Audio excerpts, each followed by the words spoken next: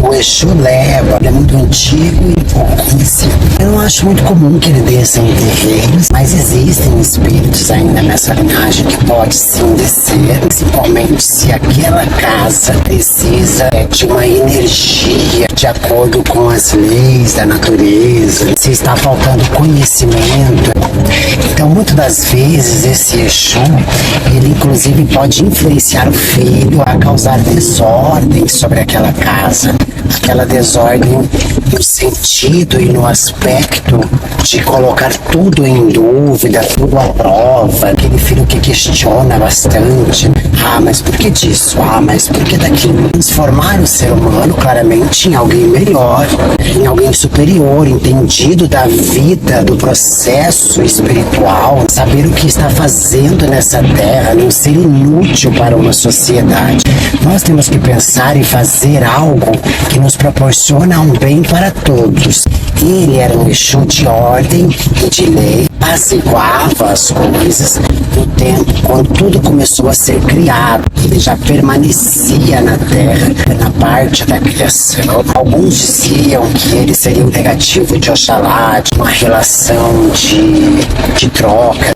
Inclusive é mais comum nos rituais de quem mescla bastante o candomblé, que fazem oferendas para esse Exu, para poder ofertar depois a um orixá, principalmente a Oxalá. Ele traz transformação, tanto para o filho quanto para o lugar onde ele estiver. Ou seja, ele é um filho que vai questionar demais, ele é um filho que vai sempre estar à frente, pesquisando, e é mutante. Dificilmente ele terá um só terreiro, ficará numa casa, e também dificilmente ele vai se manter dentro de uma religião.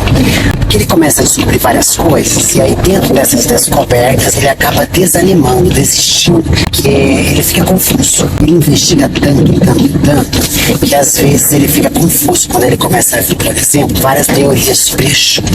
Então, geralmente, são filhos bem confusos. O Exu coloca dúvida na cabeça do filho. O espírito deixa o filho até pensar se de repente ele não está gerando pergunta. Porque a maioria fala que não se incorpora, então por que está incorporando ele? O espírito tem uma determinação, tem uma particularidade diferente. O importante é a essência que ele vai trabalhar.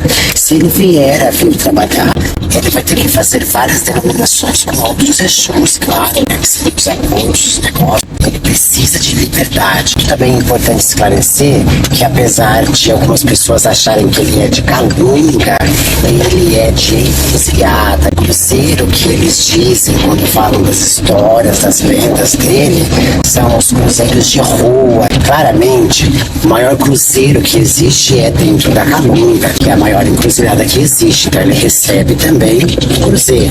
O principal, o princípio dele é receber nas ruas, nas encruzilhadas, é onde ele tem mais força, porque ele é de movimento.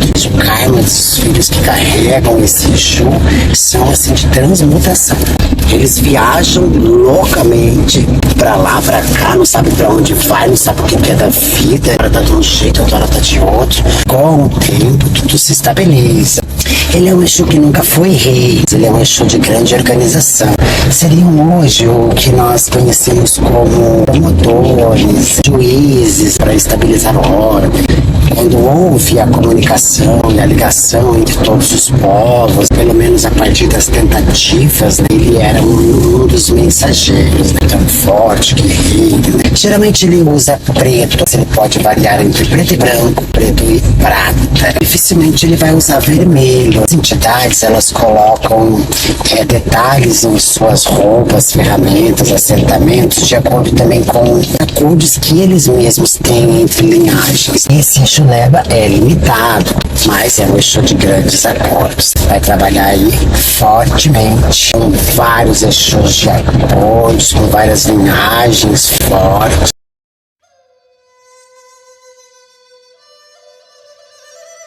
Você gostaria de saber qual é o seu orixá regente, qual é o seu orixá de frente?